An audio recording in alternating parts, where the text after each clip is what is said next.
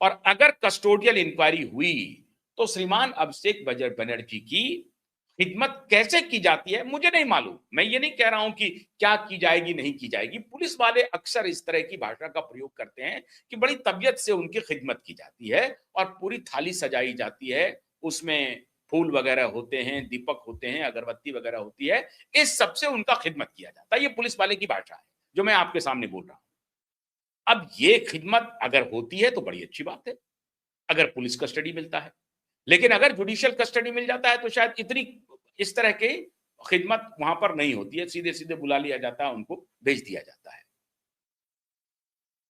गुंडे की भाषा जो कल तक बोल रहे थे, थर थर कांप रहे हैं, थर थर कंपन है, ठीक से खड़े नहीं हो पा रहे हैं, निकल नहीं पा रहे हैं, भागने की कोशिश कर रहे हैं तो लुकआउट नोटिस अभी आ जाएगा। वो अभी आया नहीं है, लेकिन लुकआउट नोटिस समझिए कि हर एयरपोर्ट पर है, हर चाक चौराहे पर है, बुलडोजर अलग शुरू हो गया है। हालात ये है मित्रों कि मंदिर को जो कब्जा किया था, विष्णु भगवान की प्रतिमा है, उसके नीचे टीएमसी के नेता का नाम है। अब आप सोच लीजिए, दुर्गा काली की प्रतिमा है, नीचे में टीएमसी नेता का नाम है। कब्जा कर लिया था मंदिरों पर। कब्जा क्यों किया था? मंदिर के ऊपर जो चढ़ावा आता था वो सारा चढ़ावा लेकर के टीएमसी के गुंडे भाग जाते थे। पुजारी को भगा दिया था। पुजारी की औकात नहीं थी कि टीएमसी के गुंडों के सामने कुछ बोल सके। लोगों की कोई औकात नहीं थी, आस पड़ोस के लोगों की। मंदिर मंदिर कब्जा कर लिया था टीएमसी के गुंडों ने। ये ऐसे ही हो रहा था क्या? ऐसे ही हो रहा था। ये तार बांग्लादेश, बिहार, उत्तर प्रदेश, दिल्ली, दाऊद, ऐसे तार जुड़ा हुआ था। और इसी बिना पर ये दो कौड़ी का लड़का, दो कौड़ी का, मैं इसे दो कौड़ी का कह रहा हूं, ये दो कौड़ी का अभिषेक बनर्जी क्या माइक पर आकर के कह रहा है। ये सोचिए किस प्रकार का नेता है ये। और उनको ममता बनर्जी खुली छूट दिए हुए हैं। ममता बनर्जी अपनी जिम्मेदारी से नहीं बच सकती है। और इस खुली छूट पर दिल्ली का इकोसिस्टम मौन व्रत धारण किए।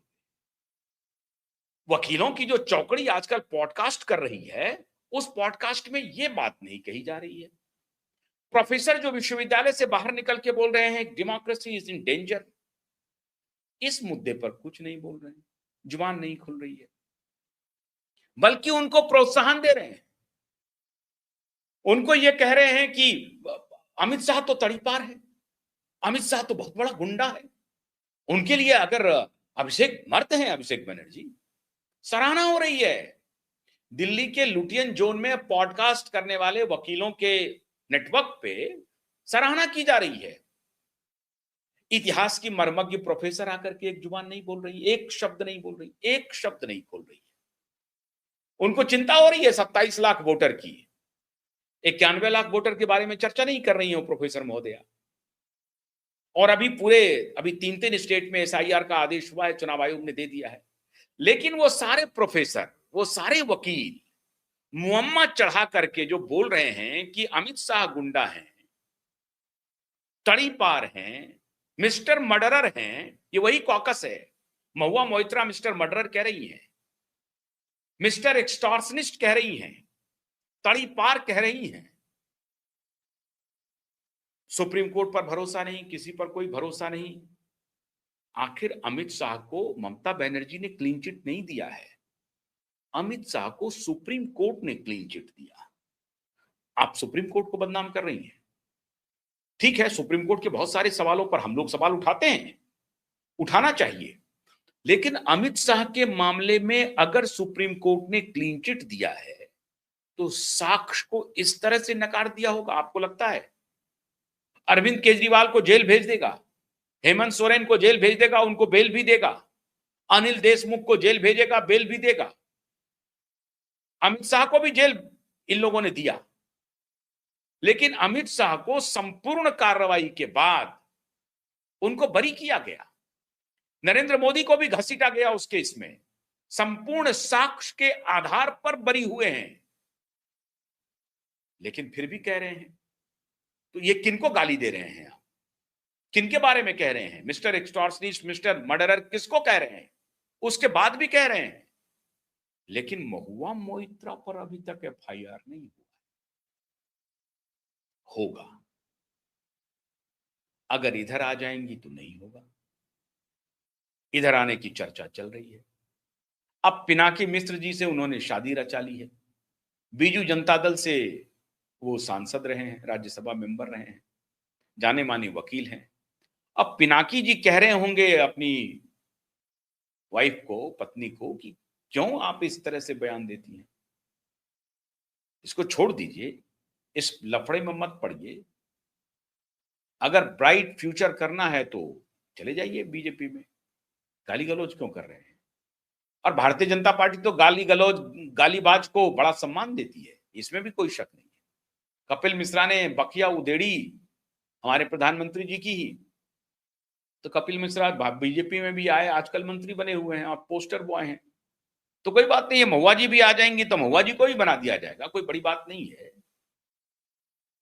तो खबर है मित्रों कि पिनाकी मिश्र जी कुछ सलाह दे रहे हैं अंदर अंदर महुआ जी को, कि इस गालीबाजी के चक्कर में मत पड़ो, वाणी पर नियंत्रण रखो, नहीं तो परेशानी में पड़ोगी।